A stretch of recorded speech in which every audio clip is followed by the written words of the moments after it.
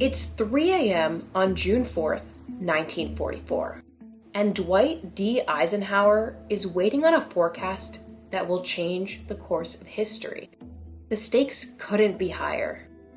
2 million men, soldiers, airmen, sailors, stand ready, prepared to cross the English Channel and launch one of the most audacious military operations in history, the invasion of Normandy. The goal? To break Hitler's grip on Europe. The tension in the air is palpable.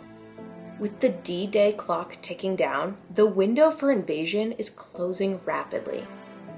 Behind the scenes and beyond military forces, a different battle is raging. A battle of intellect and prediction. And the meteorologists tasked with forecasting the weather for this unprecedented invasion are more uncertain than ever. At 4:15 a.m. on June 4th, about an hour later, Chief Meteorological Officer James Martin Stagg briefs Eisenhower with the latest weather prediction for the following day. Stagg predicts a stormy outlook for the following morning, a forecast that forces the Allies to reconsider their invasion plans. The decision is clear. D-Day is put on hold, and the 2 million men ready to fight for the world's freedom are told to wait.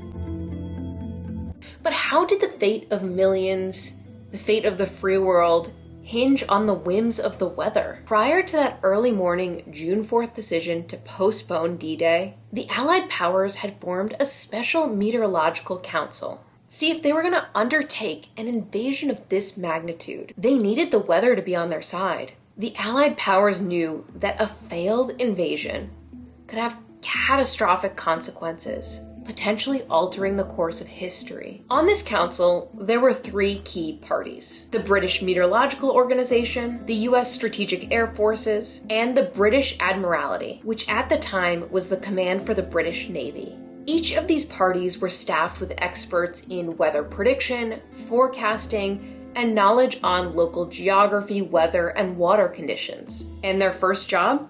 Choose an optimal date for D-Day. You see, choosing a perfect date for D-Day was not just about choosing what fit everyone's schedule. It was about finding a day when the elements, wind, tide, and moon, would align in their favor. Every element had to be considered, from the needs of the high-ranking officers managing logistics to the paratroopers, the bomber pilots, and the ground forces. Each group required something different from the weather, making the forecasting challenge even more complex. Some of these factors, like predicting moonlight or the timing of the tides, were easy to predict far in advance. But others, such as cloud cover, wind speed, wave height, those were far more unpredictable. After analyzing all these factors, the Allied powers identified 2 sets of dates for their potential invasion: June 5th and 6th, and June 19th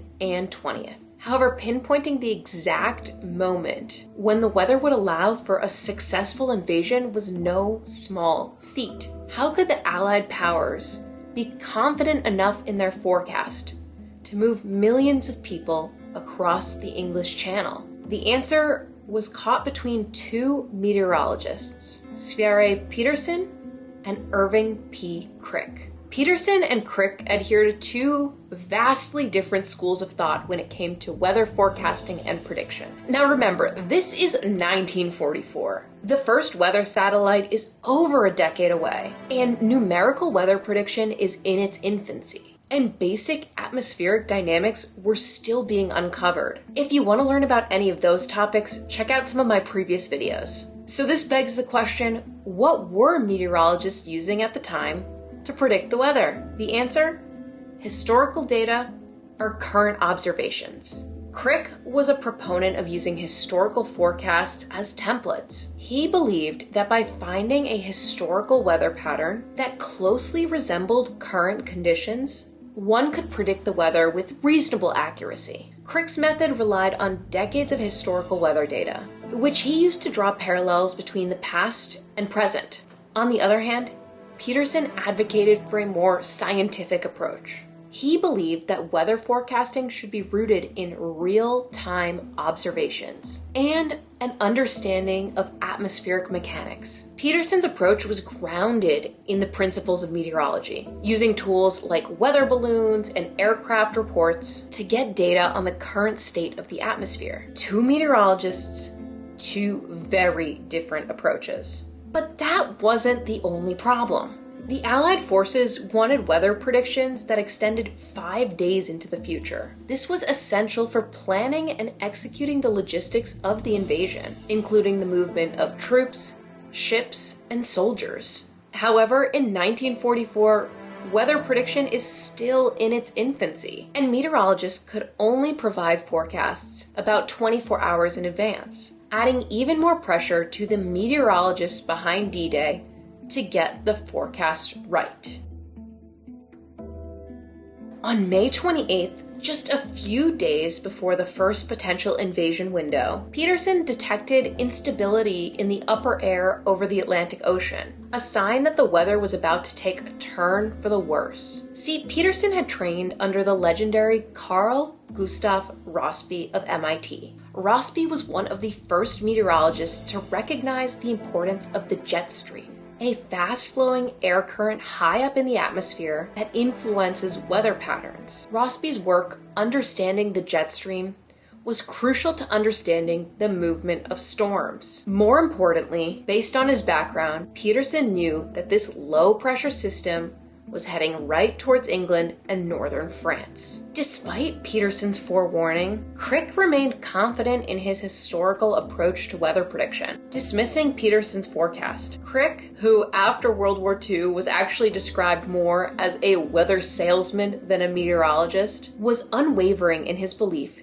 that history would repeat itself, and June would be a fair weather month. But this was no ordinary forecast. This was the most critical weather forecast in history, and the meteorologists behind it were more uncertain than ever. Prior to the call to delay D-Day by 24 hours, Officer Stagg, the meteorologist who briefed Eisenhower, was conflicted. On the one hand, he had Crick, rooted in historical observation, saying the weather would be fine and the invasion should go on. And on the other hand, Peterson, rooted in observation and prediction, saying that the Allies should postpone the invasion. But that's when Stagg got a report that would change everything. A barometer reading from Maureen Sweeney in Blacksod, Ireland. Blacksod is a town on the very northwestern coast of Ireland, and it's in the perfect position to get the first signs of an incoming storm. See, when Sweeney sent the telegram that pressure was dropping at Blacksod, she confirmed the deteriorating weather conditions that Peterson was predicting. At the time, she had no idea that her data point would alter the course of history.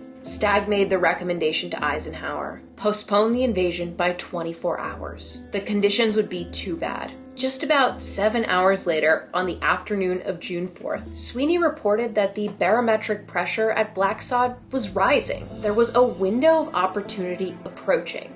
And early in the morning on June 5th, the decision was made.